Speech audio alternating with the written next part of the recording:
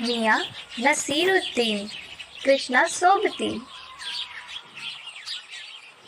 हम एक दोपहरी जामा मस्जिद के आड़े पड़े मटिया महल के गढ़िया मोहल्ले की ओर निकल गए।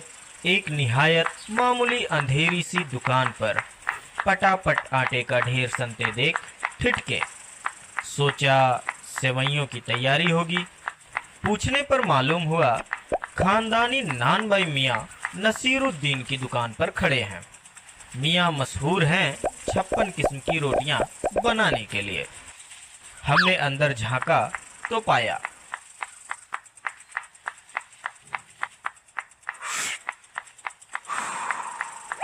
मियाँ चारपाई पर बैठे बीड़ी का मजा ले रहे हैं। मौसमों की मार से पका चेहरा, आंखों में काइयां भोलापन और पेशानी पर मजे हुए कारीगर के तेवर।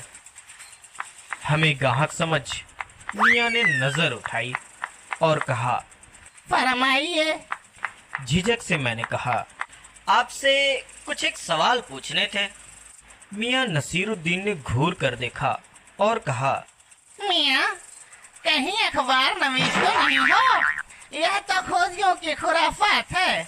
हम तो अखबार बनाने वाले और अखबार पढ़ने वाले दोनों को ही निठल्ला समझते हैं। हाँ, काम काजी आदमी को इससे क्या काम है। खैर, आपने यहाँ तक आने की तकलीफ उठाई ही है तो पूछिए क्या पूछना चाहते हैं।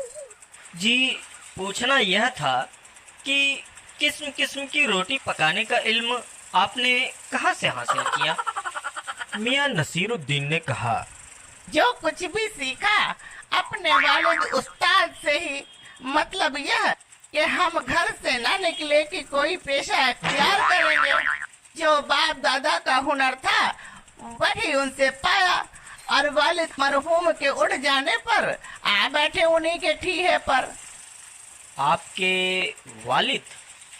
मियाँ नसीरुद्दीन की आंखें लम्हा भर को किसी भट्टी में गुम हो गई। लगा गहरी सोच में है, फिर सिर हिलाया। हाँ, हमारे वालिद साहब मशहूर थे मियाँ बरकत शाही नानबाई गढ़िया वाले के नाम से, और उनके वालिद यानी कि हमारे दादा साहब थे आला नानबाई मियाँ कल्लन। आपको इन दोनों में से किसी की कोई भी नसीहत याद हो? नसीहत का है कि मियाँ काम करने से आता है, नसीहतों से नहीं। हाँ, वजह फरमाया है, पर यह तो बताइए ही बताइए कि जब आप इस काम पर लगे तो वालिद साहिब ने सीख के तौर पर कुछ तो कहा होगा। नसीरुद्दीन साहिब ने जल्दी जल्दी 2-3 कस खींचे, फिर गला साफ किया और बड़े अंदाज से बोले, अगर आपको कुछ कहलवाना ही है तो बता दिए देते हैं।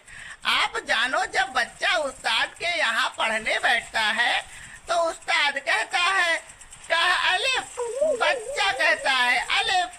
कह बे, बच्चा कहता है बे। कह जीम, बच्चा कहता है जीम।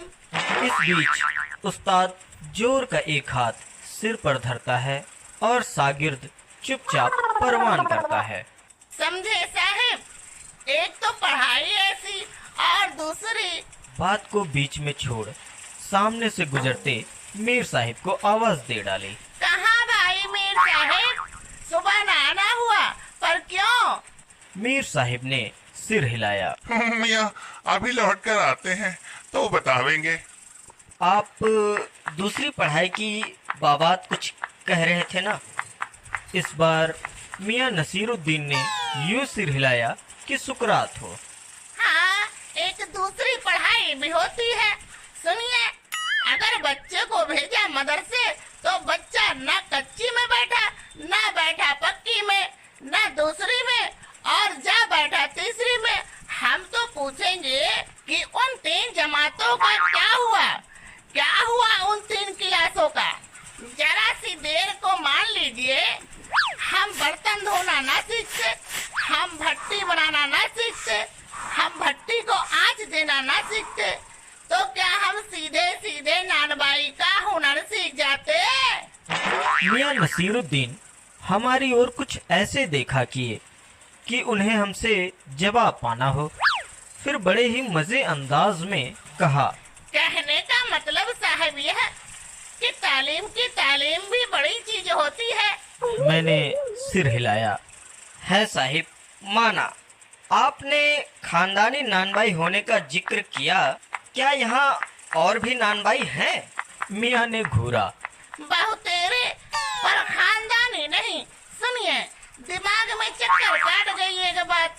हमारे बुजुर्गों से बादशाह सलामत ने यूं ही कहा, कोई ऐसी चीज बनाओ जो ना आग से पके न पानी से बने। अच्छा, क्या उनसे बनी ऐसी चीज? क्यों ना बनी साहिब, बनी और बादशाह सलामत ने खूब खाई और खूब सराही। मुझे लगा हमारा आना कुछ रंग लाना चाहता है। मैंने बेसब्री से पूछा, वह पकवान क्या था? कोई खास ही चीज होगी। मियाँ कुछ देर सोच में खोए रहे। सोचा पकवान पर रोशनी डालने को है कि नसीरुद्दीन साहिब बड़ी रुखाई से बोले, यह हम ना बतावेंगे, बस आप इतना समझ लीजिए कि एक कहावत है ना कि खानदानी नानबाई कुएं में भी रोटी पका सकता है। कहावत जब भी गढ़ी गई हो, हमारे बुजुर्गों के कर्तव्य पर ही पूरी उतरती है। मैंने मजा लेने के लिए टोका, कहावत यह सच्ची भी है कि? मियाँ ने करेगा। और क्या झूठी है? आप ही बताइए, रोटी पकाने में झूठ का क्या काम? झूठ से रोटी पकेगी? क्या पकती देखी है कभी? रोटी जनाब पकती है आँच से, समझे? मुझे मजबूरन सिर हिलाना पड़ा। जी ठीक ही फरमाते हैं। इसी बीच मियाँ ने किसी और को पुकार लिया। मियाँ रहमत, इस वक्त किधर को? अरे वह लौंडिया ना आई रुमाली लेने, शाम को मंगवा लीजो। हमने कहा, अभी यही जानना था कि आपके बुजुर्गों ने शाही बावर्ची खाने में तो काम किया ही होगा। मियाँ ने बेरुखी से टोका। वह बात तो पहले हो चुकी है ना? हाँ, हो तो चुकी साहिब, पर जानना यह था कि दिल्ली के किस बादशाह के यहाँ आपके बुजुर्ग काम किया करते थे। अजी साहब, क्यों बाल की खाल निकालने पर तुले हैं? कह दिया ना कि बादशाह के यहाँ काम करते थे, तो काफी नहीं क्या? हम खिसियानी हंसी हंसे। है तो काफी, पर जरा नाम लेते तो उसे वक्त से मिला लेते। वक्त से मिला लेते? खूब, पर किसे मिलाते जनाब आप वक्त से? मियाँ जैसे हमारी खिल्ली उड़ाते हो। वक्त को वक्त से किसने मिलाया है आज तक? खैर, पूछिए किसका नाम जानना चाहते हैं? दिल्ली के बादशाह का ही ना। उनका नाम कौन नहीं जानता? जहाँ पना बादशाह सलामत ही ना। कौन से? बहादुर शाह जफर की? इस बार मियाँ ने खींच कर कहा। फिर उलट पलट कर वही बात लिख लीजिए, बस यही नाम।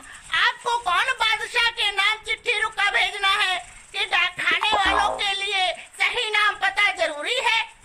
हमें बिटर बिटर अपनी तरफ देखते पाया तो सिर हिला अपने कारीगर से बोले, अरे ओ बब्बन मियाँ, भट्टी सुलगा दो तो काम से निपटे। यह बब्बन मियाँ कौन है साहिब?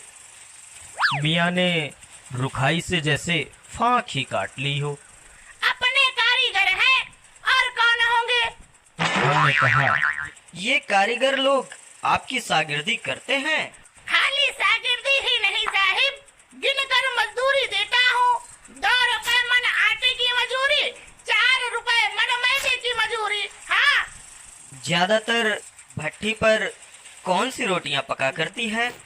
मियाँ को अब तक इस मजूबन में कोई दिलचस्पी बाकी न रही थी, फिर भी हमसे छुटकारा पाने को बोले, बाकर खानी, शीरमाल, ताफ्तान, बेसनी, खमीरी, रुमाली, गाँव, दीदा, गाजपान, तुनकी। फिर तेवर चढ़ा हमें घूर कर कहा, तुनकी पापड़ से ज्यादा महीन होती है। महीन? हाँ, किसी दिन खिलाएंगे आपको। एकाएक मियाँ की आंखों के आगे कुछ कौंध गया।